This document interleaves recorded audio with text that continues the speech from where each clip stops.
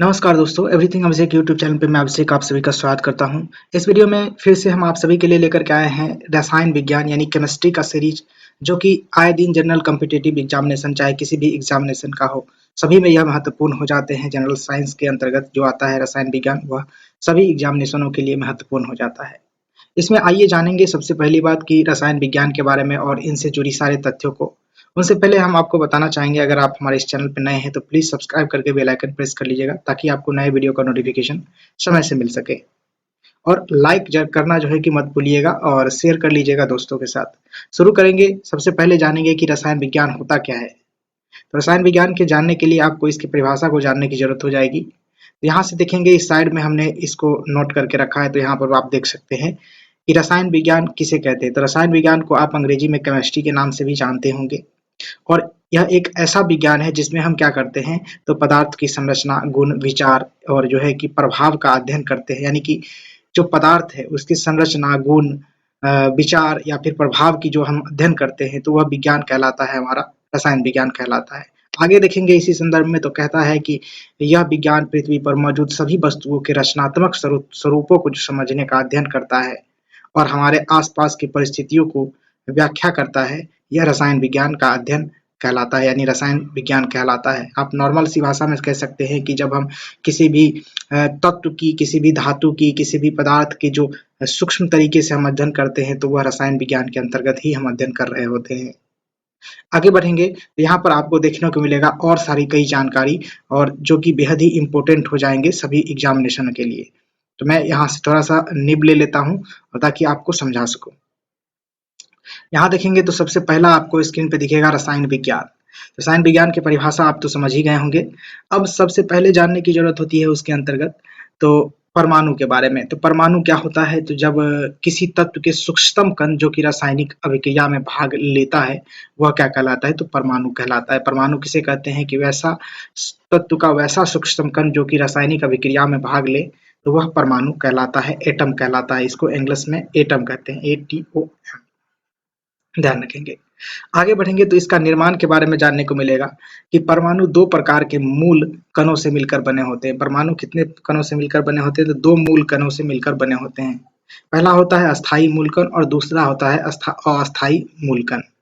अब अस्थाई मूलकण के बारे में जाने तो अस्थाई मूलकण इलेक्ट्रॉन, प्रोटॉन और न्यूट्रॉन को कहा जाता है, और अस्थाई मूलकण के बारे में जाने तो पॉजिट्रॉन, मेसॉन, न्यूट्रॉनों और एंटी न्यूट्रॉनों को कहा जाता है।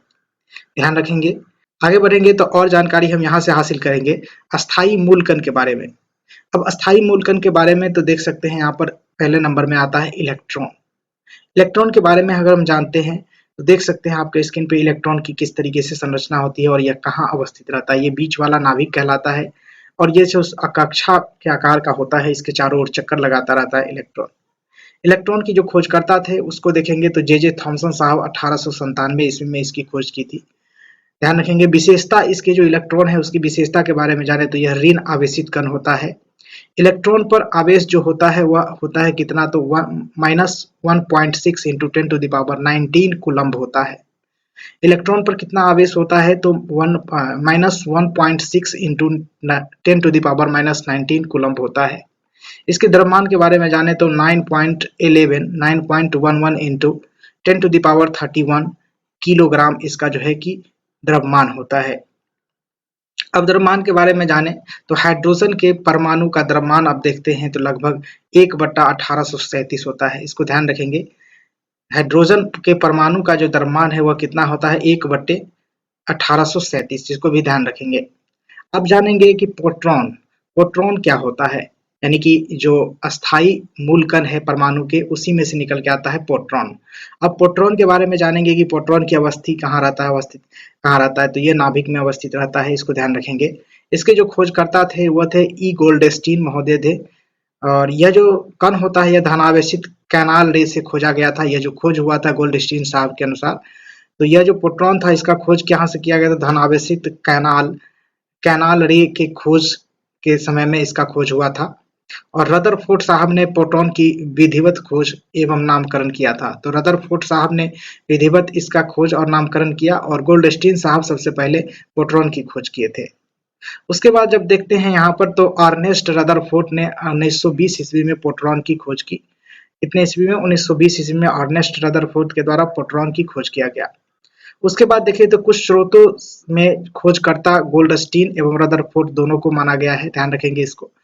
तो ये गोल्डस्टीन और रदरफोर्ड दोनों इसका खोज किए थे, इसको आप ध्यान रखेंगे। मेनली तौर पे कहीं-कहीं आपको देखने को मिलेगा रदरफोर्ड, और हर एक जगह आपको जैसे बीपीएससी में पूछा जाता है उपयुक्त में से 2, उपयुक्त में से 1 से अधिक, तो इस समय में आप देख सकते हैं दोनों ऑप्शन में हो सकता है, तो इसको ध्यान रखने की जरूरत हो जाएगी।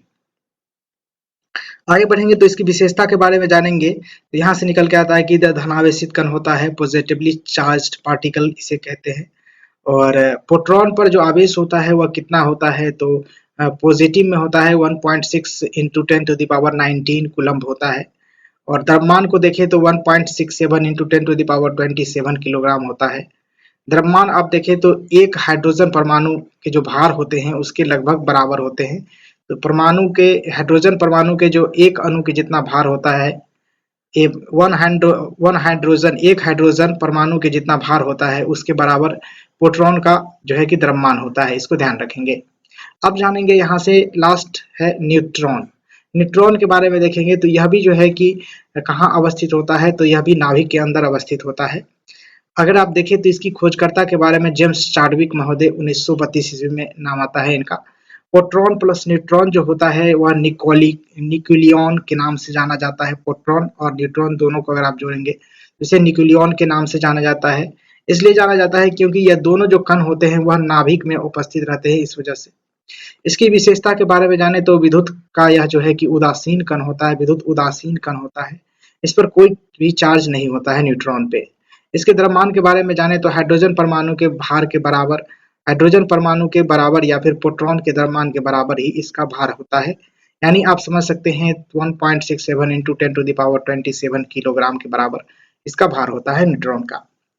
आगे बढ़ेंगे तो आपके सामने निकल के आएगा परमाणु की संरचना को देखेंगे हम यहाँ पर। परमाणु की संरचना किस प्रकार से है, तो यहाँ पर देख सकते हैं पहला पॉइंट के रूप में है कि परमाणु के केंद्र में एक नाभिक होता है, सबसे पहला बात। दूसरा बात, परमाणु नाभिक के खोजकर्ता जो थे वह रदरफोर्ड साहब थे। और परमाणु के जो नाभिक में प्रोटॉन व जो है न्यूट्रॉन अवस्थित होते हैं, जबकि इलेक्ट्रॉन जो होते हैं परमाणु के बाहरी कक्षा में चक्कर लगाते रहते हैं।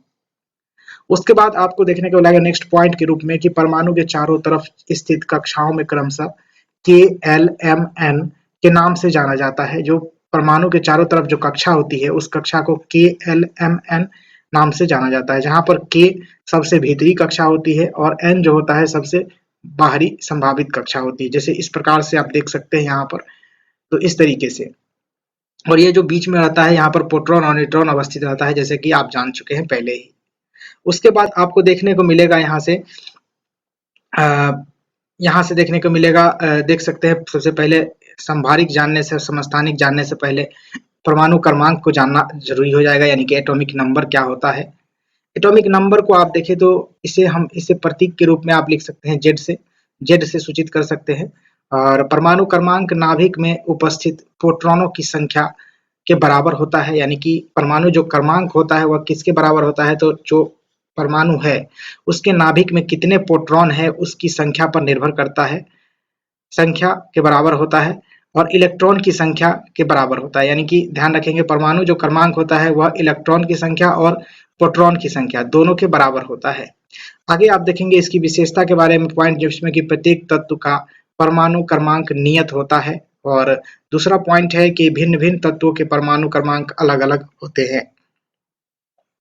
उदाहरण के रूप में आप देखेंगे कि हाइड्रोजन तत्व का परमाणु क्रमांक कितना होता है, तो 1 होता है। इसको आप ध्यान रखेंगे।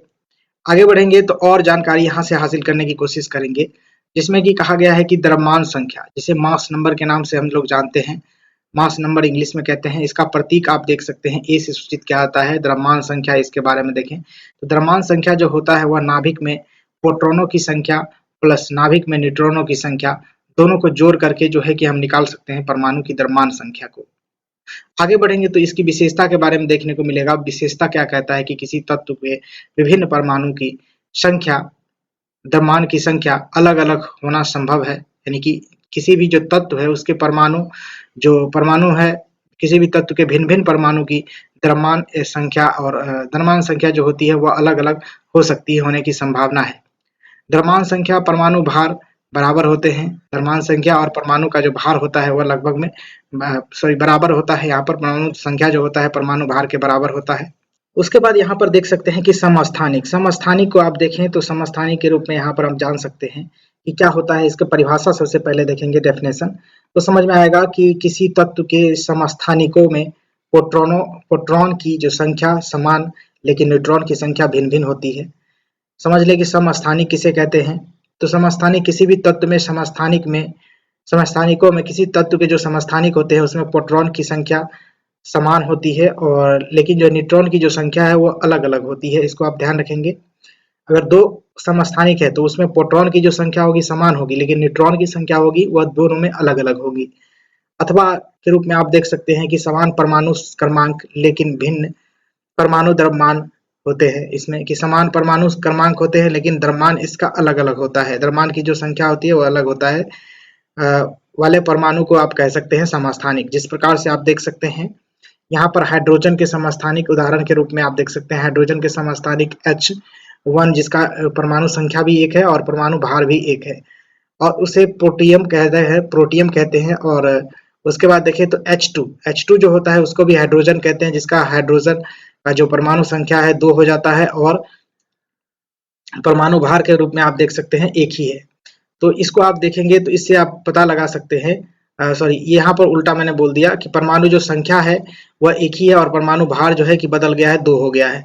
इसको आप देख सकते हैं। इस तरीके से इसे ड्यूटेरियम के नाम से जानते हैं। यानी कि हाइड्रोजन का जो समस्थानिक की बात करें तो हाइड्रोजन के 2 समस्थानिक होते हैं, 3 समस्थानिक यहाँ पर बताया गया है। तो आप देख सकते हैं कि प्रोटियम, ड्यूटेरियम और ट्राइटिनियम के नाम से आप जान सकते हैं। जिसका परमाणु द्रव्यमान संख्या 3 होता है वो ट्राइटियम होता है। जिसका परमाणु द्रव्यमान संख्या 2 होता है उसका जो है कि नाम ड्यूटेरियम होता है और जिसका जो है कि परमाणु द्रव्यमान और परमाणु संख्या दोनों समान होते हैं उसे प्रोटियम कहा जाता है। इसी प्रकार से ऑक्सीजन का आप देखें तो ऑक्सीजन का भी 3 समस्थानिक को दिखाया गया यहाँ पर।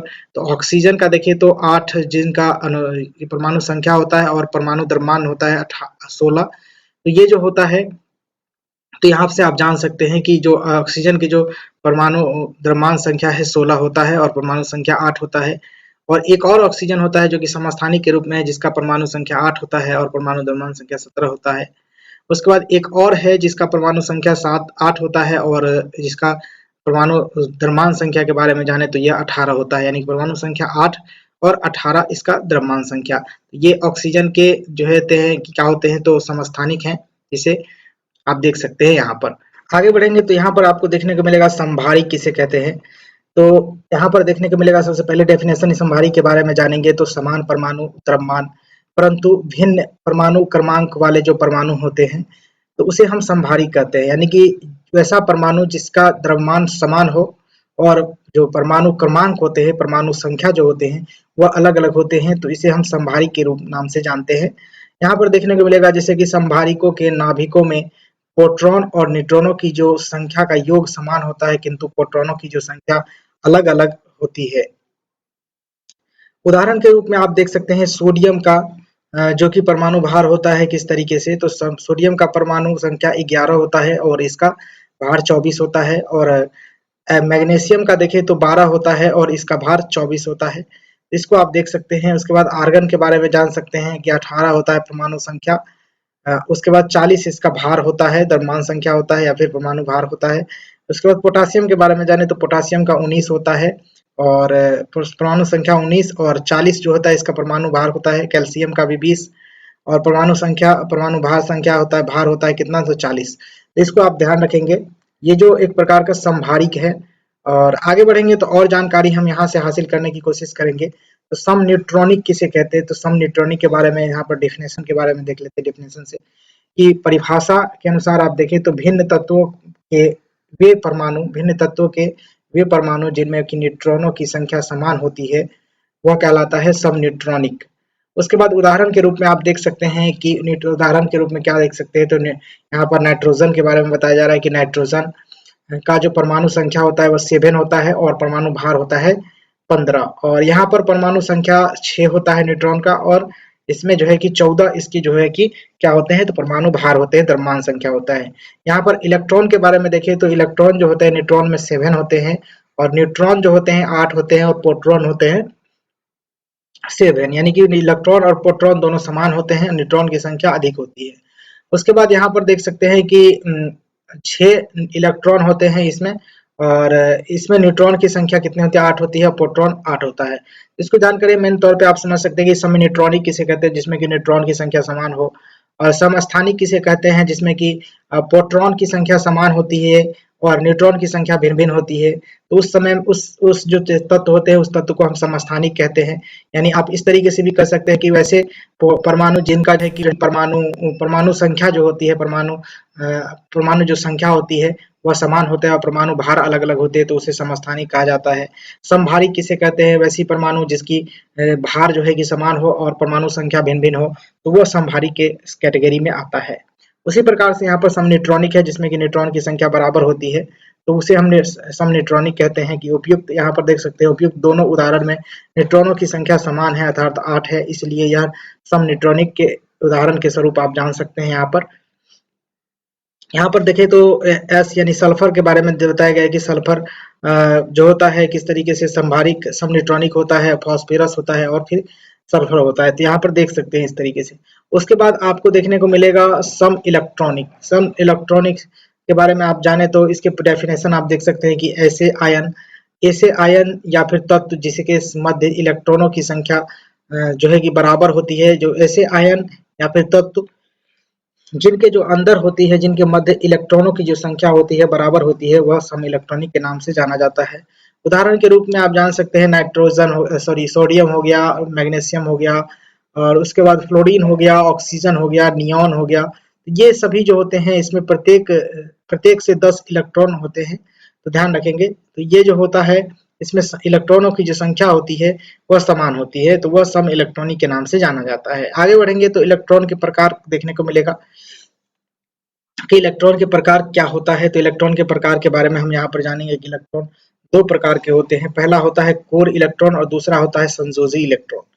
कोर इलेक्ट्रॉन के बारे में पॉइंट देखेंगे तो निकल के आता है कि परमाणु के सबसे भीतरी कक्षा में उपस्थित इलेक्ट्रॉन जो होते हैं उसे हम कोर इलेक्ट्रॉन के नाम से जानते हैं। नेक्स्ट पॉइंट निकल के आता है कि रासायनिक अभिक्रिया में भाग नहीं लेते हैं यह, यानी कि आप समझ लें कि भीतरी कक्षा में जो भी इलेक्ट्रॉन उपस्थित होंगे उसे हम कोर इलेक्ट्रॉन के नाम से जानते हैं। यह जो इलेक्ट्रॉन होते हैं वह किसी भी अभिक्रिया में भाग नहीं लेते हैं। अब संयोजी इलेक्ट्रॉन के बारे में जाने तो संयोजी इलेक्ट्रॉन यहाँ पर देख सकते हैं, जिसे वैलेंसी इलेक्ट्रॉन भी आप कह सकते हैं। तो इसका जो पॉइंट निकल के आता है कि परमाणु के सबसे बाहरी कक्षा में उपस्थित जो इलेक्ट्रॉन होंगे उसे हम क्या कहते हैं, तो संयोजी इलेक्ट्रॉन के नाम से जानते हैं। उसके बाद यहाँ पर देखने को मिलेगा कि रासायनिक अभिक्रिया में यह भाग लेते हैं। उसके बाद यहाँ पर पॉइंट है कि संयोजकता को निर्धारित करने के लिए हमें किस चीज की आवश्यकता होती है, तो संयोजी इलेक्ट्रॉन की आवश्यकता होती है। अब संयोजकता क्या होता है, वैलेंसी किसे कहते हैं, इंग्लिश में इसे वैलेंसी कहा जाता है।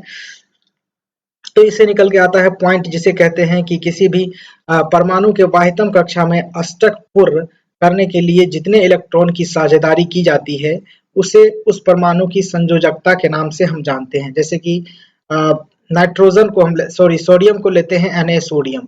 अब Na सोडियम के लास्ट कक्षा में कितना इलेक्ट्रॉन है तो उसको आप देखेंगे, इसके संयोजकता हो जाएगा। उसके बाद यहाँ पर देखने को मिलेगा कि आपको देखने को मिलेगा नेक्स्ट पॉइंट के तौर पे कि जिन परमाणुओं की बाह्यतम कक्षा में 8 इलेक्ट्रॉन होते हैं उनकी जो संयोजकता कितनी होती है, तो 0 होती है। ध्यान रखेंगे, वैसे जो परमाणु जिनके बाह्यतम कक्षा में 8 इलेक्ट्रॉन होंगी तो वह पूरा अष्टक बना लेगा। तो वह अष्टक बनाएगा तो उसके जो संयोजी का इलेक्ट्रॉन संयोजकता जो होगी उसका तो वह जो हो जाएगा कितना हो जाएगा, तो 0 हो जाएगा। और ऐसे तत्व को हम क्या कहते हैं, तो अक्रिय गैस कहते हैं। क्या कहते हैं, तो अक्रिय गैस कहते हैं। आगे बढ़ेंगे तो अक्रिय गैस के बारे में बताएंगे कि अक्रिय गैस कितने प्रकार के होते हैं, कितने होते हैं। अगर आप लोग को पता है तो निश्चित रूप से कमेंट बॉक्स में कमेंट करके बताइए। और आगे बढ़ेंगे, यहाँ पर देख सकते हैं कि नेक्स्ट पॉइंट के रूप में कि संयोजकता निर्धारित करने के नियम क्या हो सकते हैं। तो संयोजकता निर्धारित करने के नियम 2 प्रकार के होते हैं। पहला होता है कि इलेक्ट्रॉन का त्याग करके और दूसरा होता है इलेक्ट्रॉन का ग्रहण करके। यानी कि जब देखते हैं यहाँ पर कि सोडियम तथा पोटासियम में संयोजकता 1 होता है, इस प्रकार से एक होता है, तो यानी कि जो इसके बाह्यतम कक्षा में जो इलेक्ट्रॉन होते हैं वह एक ज्यादा होता है। तो यह जो होता है क्या होता है, तो एक ज्यादा होता है, तो इससे आप पता कर सकते हैं कि यह धातु है। उसके बाद आगे देखेंगे कि वैसे इलेक्ट्रॉन जो इलेक्ट्रॉन को ग्रहण करते हैं, तो जिसमें एक इलेक्ट्रॉन कम होते हैं, यानी एक इलेक्ट्रॉन से घट रहा होता है उसका अष्टक, तो ये आपको देखने को मिलेगा अधातु के रूप में। यहाँ पर पॉइंट के रूप में देख सकते हैं कि फ्लोरीन की संयोजकता एक होती है। क्यों एक होती है, तो क्योंकि इसके बाह्यतम कक्षा में 7 इलेक्ट्रॉन होते हैं और एक इलेक्ट्रॉन इसको चाहिए ताकि ये अपने कक्षा को यानी अपने अष्टक को पूरा कर सके, जिस वजह से इसका जो वैलेंसी इलेक्ट्रॉन होता है -1 ही हो जाता है। अतः यह इलेक्ट्रॉन ग्रहण करके अष्टक पूर्ण करता है, वही बात यहाँ पर भी लिखा हुआ है। उसके बाद देख सकते हैं रेडियो एक्टिविटी, यानी कि रेडियो एक्टिविता किसे कहते हैं, इसके बारे में जानते हैं। तो यहाँ पर देखेंगे तो पॉइंट निकल के आता है, मैरी क्यूरी तथा थोरियम, मैरी क्यूरी तथा थोरियम की जो रेडियो एक्टिवता की जो है कि खोज किए थे कौन, तो मैरी क्यूरी और थोरियम जो थे रेडियो एक्टिवता की खोज किए थे। उसके बाद देख सकते हैं मैरी क्यूरी और उनके पति पियरे क्यूरी, ध्यान रखेंगे मैडम क्यूरी और मैरी क्यूरी क्यूरी, और उसके बाद जो देख सकते हैं पियरे क्यूरी, तो ये जो थे आपस में पति पत्नी थे, के द्वारा जो है रेडियो एक्टिव तत्व जो है कि प्लेटिनियम की खोज किया गया था। यानी प्लेटिनियम की खोज करने वाले कौन थे, तो पियरे क्यूरी और मैडम क्यूरी थे। यहाँ आगे बढ़ेंगे तो निकल के आएगा कि मैरी क्यूरी द्वारा वर्ष 1902 ईस्वी में यूरेनियम के जो अयस्क क्या होता है, तो पिंच ब्लेड U3O8 के नाम से आप इसे जान सकते हैं। पिंच ब्लेड किसका अयस्क होता है, तो यूरेनियम के अयस्क होता है। इस अयस्क से किसका खोज किया गया, तो यूरेनियम से 30 लाख गुना अधिक रेडियो एक्टिव तत्व रेडियम का खोज किया गया। यानी कि मैडम क्यूरी द्वारा 1902 ईस्वी में किसका खोज किया गया, तो रेडियम की खोज किया गया। रेडियम की खोज किससे किया गया, तो यूरेनियम के अयस्क पिंच ब्लेड से किया गया। उसके बाद आपका नेक्स्ट निकल के आएगा यहाँ पर, जो कहता है कि वर्तमान शताब्दी में खोजे गए नवीन रेडियो एक्टिव तत्व रेडॉन, वर्तमान शताब्दी में खोजे गए नवीन रेडियो एक्टिव तत्व जो होते हैं रेडॉन होते हैं, और प्रोटोएक्टिनियम और एक्टिनियम और फ्रांसीसियम, ये जो 3 तत्व हैं, यह 3 तत्व जो खोजे गए और वर्तमान शताब्दी में खोजे गए हैं। उसके बाद आप देखेंगे तो नेक्स्ट जो पॉइंट निकल के आएगा रेडियो एक्टिव किरण के बारे में, जिसको आप अल्फा बीटा गामा किरण के नाम से जानते हैं। तो इसके बारे में हम यहाँ पर जानेंगे, जिसमें कि अल्फा किरण के बारे में हम सबसे पहले जानने की कोशिश करेंगे। तो इसकी प्रकृति के बारे में देखें तो यह धनावेशित कण होता है अल्फा कण, और इसके बारे में देख सकते हैं यहाँ पर कि 2 पॉजिटिव चार्ज होता है इस पर। और उसके बाद देख सकते हैं कि द्रव्यमान इसका होता है 4 AMU, यानी एटमॉस्फेरिक प्रेशर। AMU आप जान सकते हैं जो दाब का द्रव्यमान का जो भार होता है, इतना भार होता है इसका अल्फा किरण का, तो 4 AMU होता है। उसके बाद देख सकते हैं इसका प्रतीक आप देखें तो प्रतीक इसे हीलियम 24 आप देख सकते हैं। उसके बाद अल्फा का 24। वेग आप देख सकते हैं, इसका वेग होता है प्रकाश के वेग का जो है कि 1/10 इसका होता है स्पीड। उसके बाद देख सकते हैं यहाँ पर कि फोटोग्राफिक प्लेट पर प्रभाव, इसके बारे में देख सकते हैं यहाँ पर कि फोटोग्राफिक प्लेट पर इसका प्रभाव क्या पड़ता है, तो फोटोग्राफिक प्लेट को यह काला कर देता है कौन, तो अल्फा किरणें। उसके बाद इसके भेदन क्षमता के बारे में जाने तो भेदन क्षमता है 0.002 सेंटीमीटर, मोटी एल्युमिनियम की चादर का जो है कि भेदन क्षमता है यह। उसके बाद देख सकते हैं कि आयनीकरण की जो क्षमता होती है इसका कितना है, तो पहला पॉइंट निकल के आता है इससे कि आयनीकरण की जो क्षमता है बीटा किरणें से 100 गुना अधिक होता है अल्फा किरणें का, और गामा किरणें से 10,000 गुना अधिक होता है अल्फा किरणें की जो आयनीकरण की जो क्षमता है, आयनोइजिंग पावर जो होते हैं वह इससे ज्यादा है। उसके बाद देख सकते हैं नेक्स्ट जो पॉइंट निकल के आता है विद्युत एवं चुंबकीय क्षेत्रों का प्रभाव क्या होता है, तो विद्युत एवं चुंबकीय क्षेत्रों का प्रभाव के बारे में जाने तो विद्युत क्षेत्र में ऋण आवेश प्लेट होते हैं, ऋण आवेशित प्लेट होते हैं यह, और ऋण आवेशित प्लेट की ओर विक्षेपण होता है, यानी कि झुका हुआ होता है यह किरण। और आगे बढ़ेंगे तो चुंबकीय क्षेत्र में भी विक्षेपण यह करता है, इसको आप ध्यान रखेंगे। यह जो अल्फा किरण होता है वह चुंबकीय क्षेत्र में भी विक्षेपित हो जाता है, विक्षेपण हो जाता है। आगे बढ़ेंगे तो और जानकारी आपको देखने को मिलेगा, जिसमें आप बीटा किरण के बारे में देखेंगे। तो बीटा किरण के बारे में यहाँ से जान सकते हैं।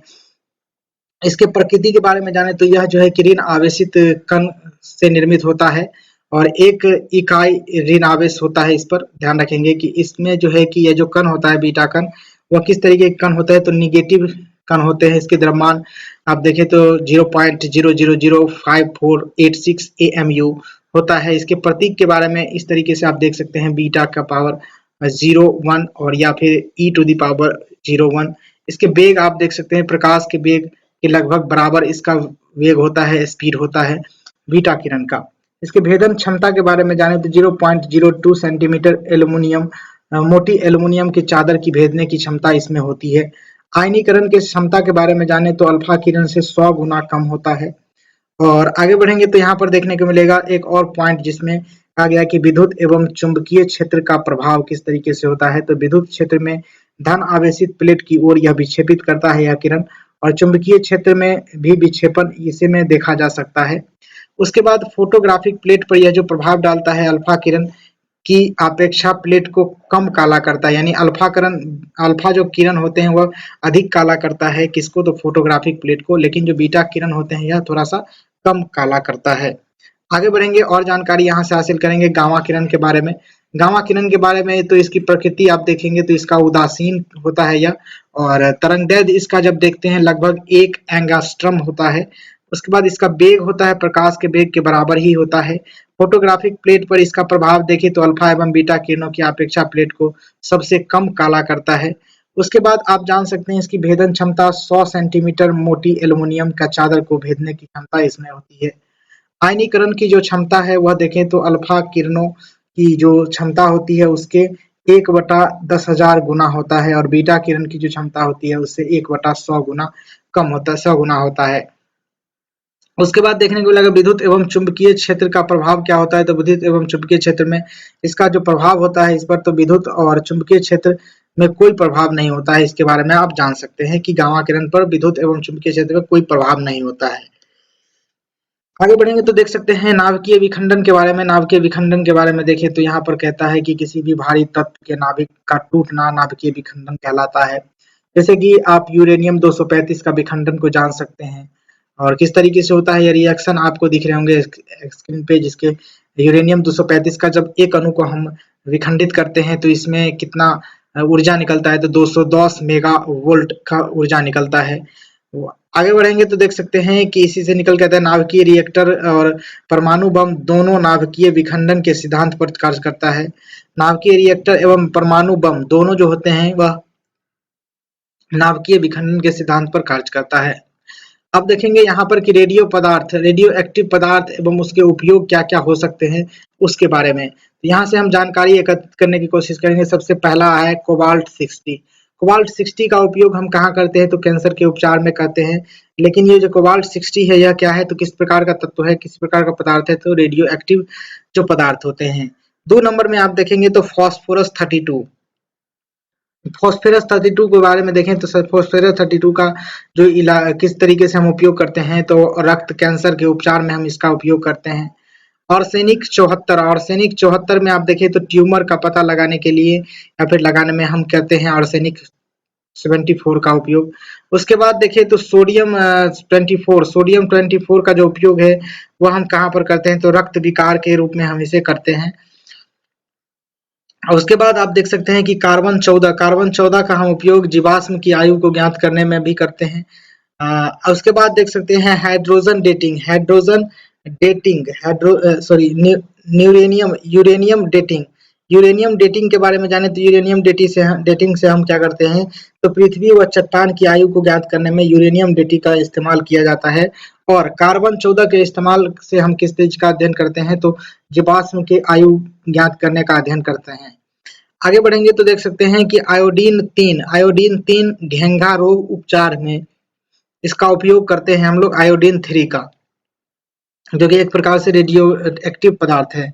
यहाँ पर देखने को मिलेगा कि नाभिकीय रिएक्टर और परमाणु बम में अंतर क्या हो सकता है, तो नाभिकीय रिएक्टर में जो होता है, नाभिकीय रिएक्टर में होने वाली जो श्रृंखला होती है वह नियंत्रित होती है, लेकिन परमाणु बम में जो श्रृंखला होती है, रासायनिक अभिक्रिया वाला जो श्रृंखला होता है वह कितना कैसा होता है, तो वह अनियंत्रित होता है। इसको आप ध्यान रखेंगे। आगे बढ़ेंगे और जानकारी हासिल करेंगे यहाँ पर नाभिकीय रिएक्टर के बारे में, जो कहता है कि इसके खोजकर्ता कौन थे, तो एनरिको फर्मी महोदय के द्वारा नाभिक रिएक्टर का खोज किया गया था। प्रयुक्त इसमें प्रयुक्त होने वाले जो मंदक क्या होते हैं, तो देख सकते हैं भारी जल, जिसे आप अनुसूत्र के रूप में D2O के नाम से भी जान सकते हैं। और ये D2O के बारे में जो है कि TRE, BPSC TRE 2 में भी पूछा जा चुका है। यहाँ पर आप देखेंगे कि नियंत्रक क्षण के रूप में आप कैडमियम का इस्तेमाल कर सकते हैं। उपयोग में आप देखें तो विद्युत उत्पादन के लिए इसे आप उपयोग कर सकते हैं। उसके बाद आप देखेंगे कि भारी जल के बारे में आप जानेंगे कि भारी जल क्या होता है। पॉइंट है यहाँ पर कि डेफिनेशन के रूप में कि जिस जल में हाइड्रोजन के स्थान पर उसके समस्थानिक ड्यूटेरियम का उपयोग किया जाता है, तो निश्चित रूप से आप समझ पाएंगे कि यह भारी जल होता है। उसके बाद देखेंगे कि इसका सूत्र के बारे में देखेंगे तो D2O इसका सूत्र होता है। खोजकर्ता ओए महोदय थे। और इसका उपयोग देखेंगे तो नाभिकीय रिएक्टर में मंदक के रूप में इसका उपयोग किया जाता है D2O का। उसके बाद भारत का प्रथम भारी पानी संयंत्र नांगल में स्थापित किया गया है। इसको ध्यान रखेंगे। भारत का जो है कि प्रथम भारी पानी का जो संयंत्र है नांगल में स्थापित किया गया है। अब नांगल किस राज्य में पड़ता है ये आप कमेंट बॉक्स में जरूर बताइएगा। आगे बढ़ेंगे तो नाभिकीय संलयन के बारे में देखने को मिलेगा। नाभिकीय संलयन में क्या होता है, तो जो छोटे नाभिक आपस में जुड़ करके एक बड़े नाभिक का निर्माण कर लेता है, उससे आप क्या देखेंगे तो नाभिकीय संलयन की प्रक्रिया को देखेंगे, जिससे बड़े नाभिक का निर्माण हो जाता है।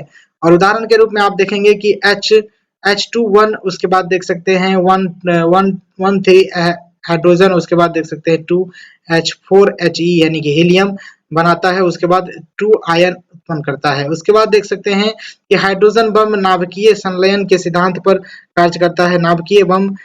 हाइड्रोजन बम जो होता है नाभिकीय संलयन के सिद्धांत पर ही कार्य करता है।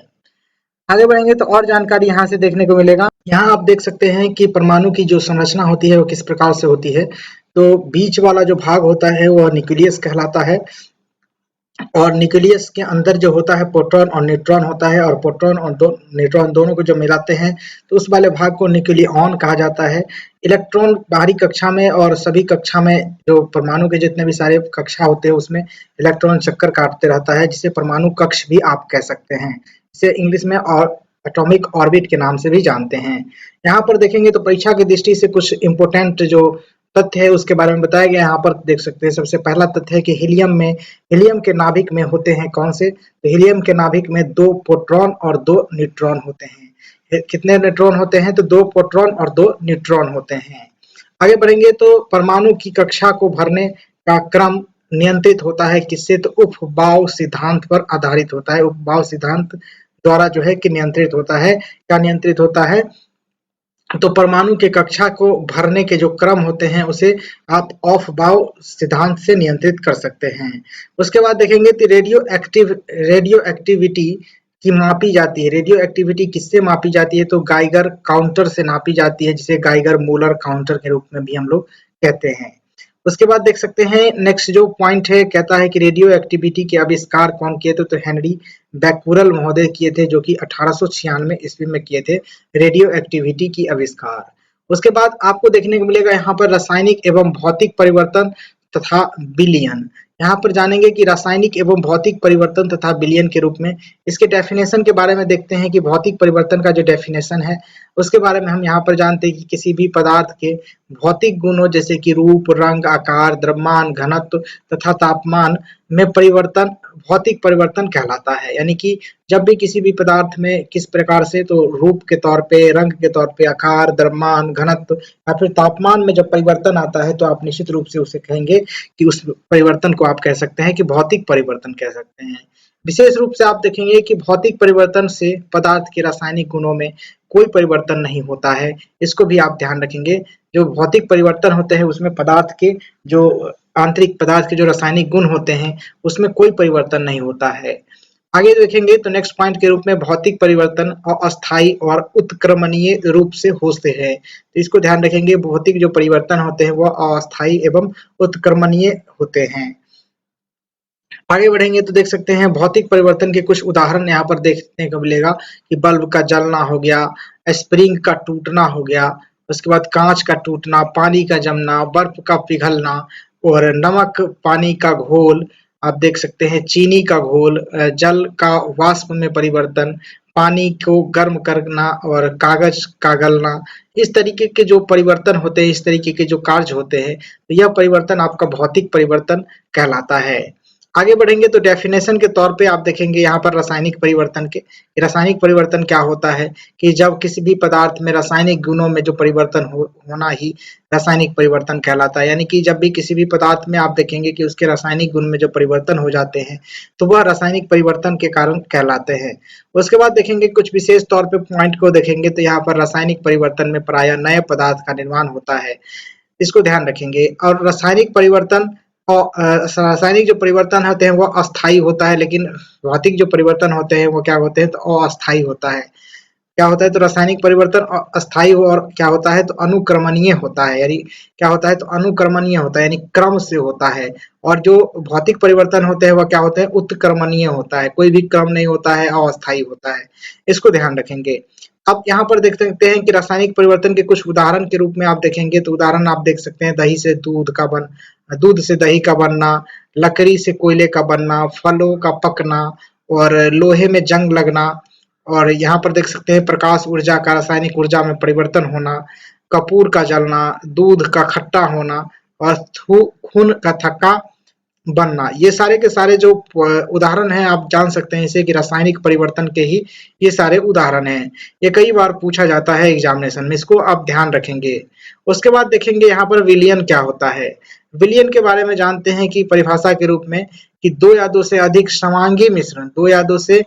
समांगी मिश्रण को विलयन कहते हैं। उदाहरण के लिए तांबे का जो है कि सोने में घोल, उसके बाद जल में घुली हुई ऑक्सीजन, जल में घुला हुआ नमक। यानी कि यहाँ पर समांगी मिश्रण क्या हो गया तो ये एक निश्चित अनुपात में जब हम किसी भी जो दो तत्व है या फिर जो तत्व है उसको जो मिला देते हैं तो उसे हम कहते हैं क्या कहते हैं तो विलयन के रूप में हम जानते हैं, सॉल्यूशन के नाम से जानते हैं। विलयन के कितने घटक होते हैं तो विलयन के दो घटक होते हैं, पहला होता है विलायक और दूसरा होता है विलेय। तो यहाँ पर जानेंगे कि जिसमें जिसमें किसी पदार्थ को घोला जाता है, विलायक किसे कहते हैं तो जिसमें किसी पदार्थ को घोला जाता है वह विलायक कहलाता है, जैसे कि पानी हो गया। उसके बाद विलयन में विलायक की मात्रा अधिक होती है, तो इसको भी ध्यान रखेंगे, किसी भी विलयन में जो होती है विलायक की जो मात्रा होती है वह अधिक होती है। और यहाँ पर अब विलेय के बारे में बात करेंगे, यानी विलेय को समझेंगे कि किसी भी जिसे घोला जाता है, यानी कि जैसे पानी में नमक को घोले, हम पानी में नमक को घोले तो पानी हो गया विलायक और नमक जो हो गया वह विलेय हो गया। आप समझ गए होंगे। जैसे कि यहाँ पर जैसे मैं बताया गया कि नमक, चीनी आदि जो है कि इसका घोल आप देख सकते हैं, जैसे कि विलयन में आगे पॉइंट है कि जिसे विलयन में विलेय की जो मात्रा होती है कम होती है। उसके बाद जब देखते हैं नेक्स्ट पॉइंट के रूप में तो यहाँ पर आपको देखने को मिलेगा विलयन के प्रकार। विलयन के प्रकार किस तरीके से होते हैं तो विलयन के प्रकार के रूप में आपको देखने को मिलेगा, पहला आता है कि तनु विलयन, दूसरा सांद्र विलयन, संतृप्त विलयन और असंतृप्त विलयन, और लास्ट में जो होता है कि संतृप्त विलयन। तो देख सकते हैं असंतृप्त विलयन, तो इसे आप देखेंगे तो यहाँ पर आप देख सकते हैं कि किस प्रकार से होता है। तो यहाँ पर सबसे पहला आप देखेंगे तनु विलयन किसे कहते हैं कि जिस विलयन में विलेय की मात्रा बहुत कम होती है तो उसे तनु विलयन कहते हैं। और सांद्र विलयन किसे कहते हैं जिसमें विलयन में विलेय की जो मात्रा होती है वह मात्रा अधिक होती है तो वह सांद्र विलयन कहलाता है। जिसमें आप संतृप्त विलयन के बारे में जाने तो ऐसा अवस्था जहाँ पर विलयन में विलेय घुलना बंद हो जाता है वह संतृप्त विलयन कहलाता है। यहाँ पर किस तरीके से होता है कि ऐसी अवस्था विलयन की वैसी अवस्था जहाँ पर किसी भी विलयन में कोई भी विलेय, जैसे कि पानी में नमक हम घोले और उसके बाद घोलते घोलते इतना घोले कि लास्ट में नमक उसमें घुल ही नहीं रहा, तो इस समय में जिस समय में नमक नहीं घुल रहा होता है तो उस समय में आप देखेंगे तो वह विलयन जो हो जाता है वह संतृप्त विलयन के रूप में हो जाता है। उसके बाद असंतृप्त विलयन के बारे में जाने तो ऐसी अवस्था जब विलयन में विलय की और अधिक मात्रा घोली जा सकती है तो निश्चित रूप से यह कहलाएगा असंतृप्त विलयन कहलाएगा। अब अति संतृप्त विलयन किसे कहते हैं तो ऐसा विलयन जिसमें विलेय पदार्थ की मात्रा अधिक और विलायक की मात्रा कम होती है। इसको ध्यान रखेंगे। अति संतृप्त जो विलयन होते हैं उसे किसे कहते हैं तो यहाँ पर देखें तो ऐसी विलयन जिसमें कि विलेय पदार्थ की मात्रा अधिक और विलायक पदार्थ की जो मात्रा होती है वह कम होती है, यानी कि उल्टा होता है। उसके बाद आपको देखने को मिलेगा यहाँ से कि परासरण। परासरण क्या होता है? परासरण के बारे में हम जाने तो यहाँ पर आपको देखने को मिलेगा, यहाँ से जानेंगे कि इसकी डेफिनेशन के बारे में। तो यहाँ पर आप देख सकते हैं अर्ध पारगम्य सेमी परमेएबल मेम्ब्रेन इसे बोलते हैं इंग्लिश में। तो ये जो मेम्ब्रेन होते हैं इसमें इसी के थ्रू जो है परासरण होता है। तो यहाँ पर आपको देखने को मिलेगा कि विलयन डेफिनेशन देखेंगे तो विलायक के अणु का अर्ध पारगम्य झिल्ली से होकर शुद्ध विलायक से विलयन की ओर या फिर तनु विलयन से सांद्र विलयन की ओर स्वतः जो है कि प्रवाह करता है, बहता है। तो उसे आप कह सकते हैं, क्या कह सकते हैं? तो परासन कहते हैं, परासरण कहते हैं उस प्रक्रिया को। उसके बाद यहाँ पर आप देखेंगे तो देखने को मिलेगा अर्ध पारगम्य झिल्ली यानी सेमी परमेएबल मेम्ब्रेन किसे कहते हैं? तो ऐसी झिल्लियां जो केवल विलायक के अणुओं को यानी कि सॉल्वेंट मोलेकुल्स को जो है कि क्या करते हैं तो को अपने में से होकर आर पार जाने देती है, तो वह कहलाता है सेमी परमेएबल मेम्ब्रेन कहलाता है। परंतु विलय जो होते हैं वह विलय जो होते हैं यानी सॉल्यूट जो होते हैं यानी परंतु जो विलय के अणु नहीं होते हैं। यहाँ पर ध्यान रखेंगे कि अर्ध पारगम्य झिल्ली से जो है केवल ही केवल सॉल्वेंट यानी विलायक के अणु ही पार कर सकते हैं, विलय के जो अणु होते हैं वो पार नहीं कर सकते हैं।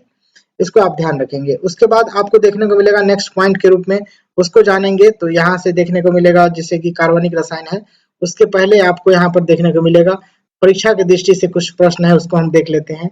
तो यहाँ पर कहा गया है कि जल अपघटन जिसे हाइड्रोलाइसिस में ऊर्जा का उत्पन्न होता है, जिसमें ऊर्जा का उत्पन्न होता है तो उष्मा के रूप में ऊर्जा उत्पन्न होता है, किसमें? तो हाइड्रोलाइसिस में। उसके बाद है पास्चुराइजेशन संबंधित है किससे? तो दूध के निर्जमलीकरण से। इसको ध्यान रखेंगे, पास्चुराइजेशन का जो अर्थ होता है, पास्चुराइजेशन किससे संबंधित है? तो दूध के निर्जलीकरण से। उसके बाद देख सकते हैं नेक्स्ट पॉइंट है कि अशुद्धियां के कारण द्रव का क्वथनांक बढ़ जाता है। अशुद्धियां के कारण क्या होता है? तो द्रव का जो क्वथनांक है वो बढ़ जाता है। उसके बाद देख सकते हैं नेक्स्ट है कि ठोस कपूर से कपूर वाष्प बनने की जो प्रक्रिया को क्या कहते हैं? तो ऊर्ध्वपातन कहते हैं। ठोस कपूर से कपूर वाष्प वाले जो कपूर होते हैं उसको बनाने में जो प्रक्रिया होती है वो क्या होते हैं? तो ऊर्ध्वपातन के रूप में हम इसे जानते हैं। उसके बाद देख सकते हैं नेक्स्ट है कि चांदी पर काले रंग का परत चढ़ाना उदाहरण है किसका? संक्षारण का। अब यहाँ पर हम बताते चलेंगे एक पॉइंट और कि ऊर्ध्वपातन किसे कहते हैं? तो पदार्थ की वैसी अवस्था जिसे आप गर्म करेंगे तो वह बिना द्रव में परिवर्तित हुए ही डायरेक्टली यानी ठोस से डायरेक्ट गैस बन जाता है, तो निश्चित रूप से आप उस प्रक्रिया को कहेंगे कि ऊर्ध्वपातन कहेंगे। नेक्स्ट है कि तीसरे और चौथे समूह के ऑक्साइड का सामान्य गुणधर्म आप देख सकते हैं। तीसरे और चौथे समूह के ऑक्साइड का सामान्य गुणधर्म क्या है? तो उभयधर्मी है और बेसिक और एसिडिक हो सकता है। इसको ध्यान रखेंगे, बेसिक और एसिडिक होता है, उभयधर्मी होता है। उसके बाद आपको देखने को मिलेगा यहाँ से कि भूपर्टी पर द्रव्यमान प्रतिशत के रूप में सर्वाधिक जो है कि सर्वाधिक मात्रा में पाए जाने वाला तत्व कौन सा है? तो ऑक्सीजन है, जो कि सर्वाधिक मात्रा में पाए जाने वाला भूमि पर जो गैस है, इसको आप जान सकते हैं। उसके बाद जो है कि कहता है कि पृथ्वी पर पाए जाने वाले रासायनिक तत्वों की संख्या क्या है? तो पृथ्वी पर पाए जाने वाले जो रासायनिक तत्व है उसकी जो संख्या है वह 118 है। इसको ध्यान रखेंगे। उसके बाद जो लास्ट है यहाँ पर देखेंगे कि हीरे की रासायनिक संरचना क्या है? तो हीरे की जो रासायनिक संरचना है वह किस प्रकार से है? तो देख सकते हैं कार्बन की है। आगे बढ़ेंगे तो आपको देखने को मिलेगा अकार्बनिक रसायन के बारे में। तो अकार्बनिक रसायन के बारे में हम यहाँ से जानेंगे सबसे पहले पीरियोडिक टेबल यानी आवर्त सारणी के बारे में। तो तत्वों का वर्गीकरण करने के लिए हमें किसकी आवश्यकता होती है? आवर्त सारणी की आवश्यकता होती है। सबसे पहले आप देखेंगे तो आवर्त सारणी का सर्वप्रथम वैज्ञानिक जो विकास किया था किसके द्वारा? तो मेंडलीव द्वारा किया गया था, दमित्री मेंडलीव के द्वारा किया गया था। अब आधुनिक आवर्त सारणी का जो विकास हुआ था वह हेनरी मोजले के द्वारा किया गया था। और जो मेंडलीव का जो आवर्त नियम है वह किस पर आधारित होता है? किसके लिए होता है? तो तत्वों के गुणधर्म उनके परमाणु भारों के आवर्ती फलन होते हैं, यानी तत्वों के गुणधर्म और उनके परमाणु भारों के जो आवर्ती फलन होते हैं उसके अनुसार ही आवर्त मैटलिब के जो आवर्त नियम है वह कार्य करता है। उसके बाद देख सकते हैं यहाँ पर कि आधुनिक आवर्त नियम किस प्रकार से होते हैं, तो तत्वों के भौतिक या फिर रासायनिक गुणधर्मों, उनके परमाणु क्रमांकों के आवर्त फलन के फलन होते हैं, इसको ध्यान रखेंगे। जो आधुनिक आवर्त के नियम होते हैं किस प्रकार से तत्वों के भौतिक रासायनिक गुणधर्म और उनके परमाणुकों के आवर्ती फलन के बराबर होता है। उसके बाद आप देख सकते हैं आवर्तीता का नियम किसे कहते हैं, तो आवर्तीता के नियम के आधार पर तत्वों का वर्गीकृत संयोजन किया गया है, यानी कि आवर्तीता का जो नियम है उसी के आधार पर जो है पदार्थों को तत्वों को जो है कि वर्गीकरण किया गया, जिसे आवर्त सारणी के रूप में दर्शाया गया। और अलग-अलग प्रकार से जो है कि आवर्त सारणी विभिन्न वैज्ञानिकों ने अपने-अपने तरीके से इसको दर्शाने की कोशिश की। उसके बाद आपको देखने को मिलेगा यहाँ पर, इसको हम नेक्स्ट वीडियो में यहाँ से हम कवर करेंगे, इसमें आपको दिखाएंगे कि धातु, खनिज, अयस्क गुणधर्म व फिर इनके उपयोग के बारे में हम नेक्स्ट वीडियो में जानेंगे, और कई ऐसे फैक्ट जो कि जनरल कॉम्पिटिशन में एग्जामिनेशन में जो है कि इम्पोर्टेंट होगा, उन सभी को हम नेक्स्ट वीडियो में देखने की कोशिश करेंगे।